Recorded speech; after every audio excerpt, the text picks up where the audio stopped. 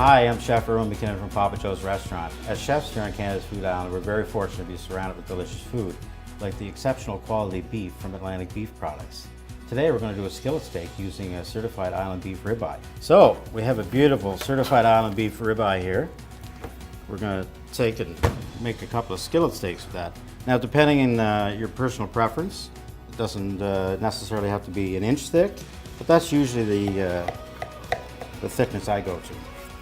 And depending on what your doneness is, you'd rather your steak a little bit more well done and maybe cut it a little bit thinner.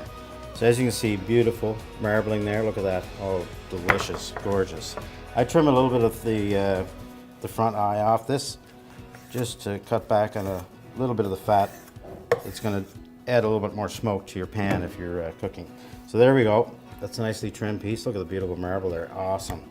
Very exceptional beef. So about an inch thick.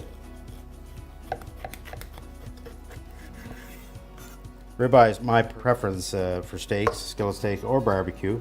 You can see all the beautiful marbling in there. A little extra fat, adds a lot of flavor, helps to tenderize the steak as it cooks. They've been out tempering now for about half hour to 45 minutes. It's important that we put them in the pan that they're not too cold or it'll really drop the temperature in your pan. We're really going to try to save the integrity of the beef, the beautiful flavor that it has. So we're just going to go with a simple salt and pepper. You can add more flavorings to it as it's cooking or when you're finished, but for me and today, we're going to just eat the beef.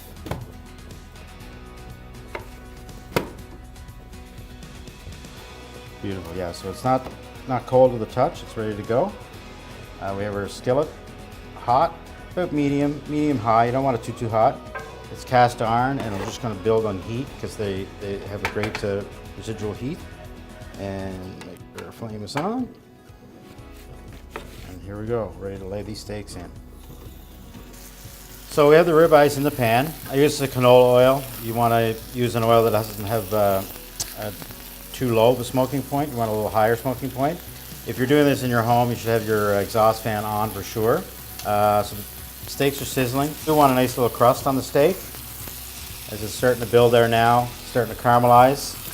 My heat is on medium to high. And we're going to get a little bit higher now, do a last little crusting, flip them, and then we're going to go to the oven to finish them off. Okay, so we have a nice crust. It's been about 3.5 to 4 minutes. See a nice caramelization there. The fat's starting to render. It's going to be beautiful. Now we're going to go to the oven to finish them off. So the steaks have been in the oven for about 3 minutes. I'm looking for about a medium doneness, so they're a little medium rare right now. This is the most important stage, I think, as a chef. Beef is very important to let it rest. We're going to baste it with a little bit of butter as it's resting, and then we're going to put a little foil on there, keep it tented, and rest it for about 7 minutes. Again, depending on your doneness, but the resting is very important so that the juices come back out to the surface, and it's going to be very nice to eat. So our steaks have rested for about 7 minutes. Again, very important. I can tell that the juice is all nice in the steak. Again, we're going to carve it up here. I think we're going to be right around the medium stage. And there you have it.